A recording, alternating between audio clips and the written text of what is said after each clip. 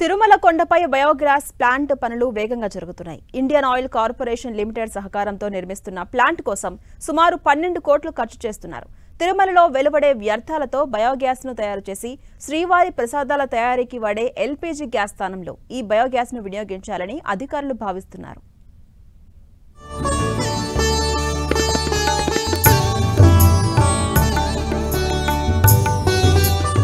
తిరుమలలో సేంద్రియ వ్యర్థాలకు చెక్ పెట్టేందుకు అధికారులు చర్యలు చేపట్టారు.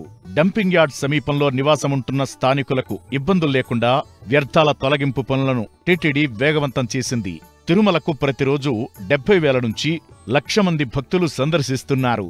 ఇక్కడ ప్రతిరోజు 80 టన్నుల వరకు తడి పొడి చెత్త వస్తోంది.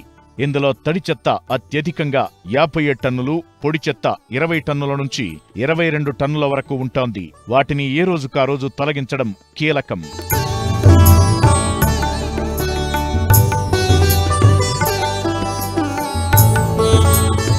తిరుమలలో వ్యర్థాలను బయోగ్యాస్ గా మార్చే ప్లాంట్ సిద్ధమవుతోంది. అక్కడ తయారైన బయోగ్యాస్ ను భక్తులకు అన్నప్రసాదాలు పంపిణీ చేసే తరిగొండ వెంగమాంబ అన్నప్రసాద కేంద్రంతో పాటు టీటీడీ ప్రస్తుతం ఎక్కడైతే ఎల్పీజీ గ్యాస్ వినియోగిస్తుందో అక్కడంతా కూడా బయోగ్యాస్ ను వాడే విధంగా ఏర్పాట్లు జరుగుతున్నాయి.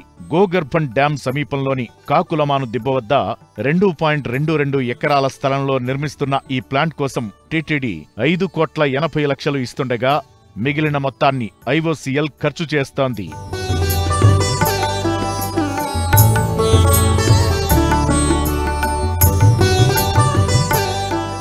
ఇక్కడ ఉత్పత్తైన బయోగ్యాస్ ను 2.5 కిలోమీటర్ల వరకు పైప్ లైన్ ద్వారా మాతృశ్రీ తరిగొండ వెంగమాంబ అన్నప్రసాదం కాంప్లెక్స్ కు సరఫరా అవుతుంది. అదేవిధంగా మరో 2 ప్రాంతాల్లో కూడా భక్తుల కోసం టీటీడీ మరో 2 భారీ వంటశాలలు నిర్వహిస్తోంది.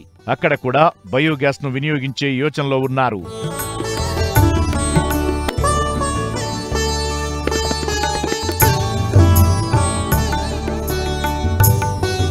మొత్తం మీద ఎల్పీజీ గ్యాస్ వినియోగం తగ్గించడానికి టీటీడీ అధికారులు ఈ బయోగ్యాస్ ప్లాంట్ నిర్మాణం చేపడుతున్నారు.